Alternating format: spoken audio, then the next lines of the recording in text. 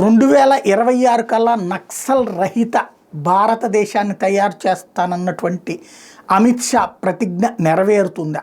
వరుస పెట్టి ఎక్కడికక్కడ ఎన్కౌంటర్లు జరుగుతున్నాయి. తాజాగా మళ్ళీ బీజాపూర్ దగ్గర ఎన్కౌంటర్, భారీ ఎత్తున కాల్పులు, ఎదురు కాల్పులు, ఆ పైన భారీ ఎత్తున ఆయుధాలు స్వాధీనం.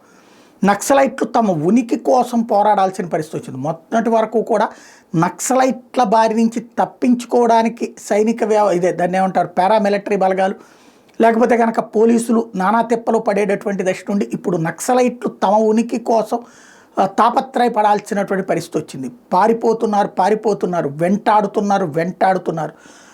చిన్నపాటి ఏది సమాచారం దొరికినా సరే వెంటనే పట్టుకుంటున్నారు. ఒక పక్కన ఆర్టిఫిషియల్ ఇంటెలిజెన్స్, ఒకవైపున శాటిలైట్ ఇమేజెస్, ఇంకొక వైపున గ్రౌండ్ లెవెల్లో కూంబింగ్, 7 రకాలైనటువంటి బలగాలు ఒక్కతాటి మీదకి వచ్చి చేస్తున్నటువంటి ఆపరేషన్స్లో ఊచకోతకు గురవుతున్నటువంటి నక్సలైట్లు ఒకవైపు, లొంగిపోతున్నటువంటి నక్సలైట్లు మరొక వైపు. టోటల్గా నక్సల్ రహిత సమాజం వైపుకి అడుగులు వేయాలన్నది అమిత్ షా వ్యూహం. బట్ అంత సులభం కాదు.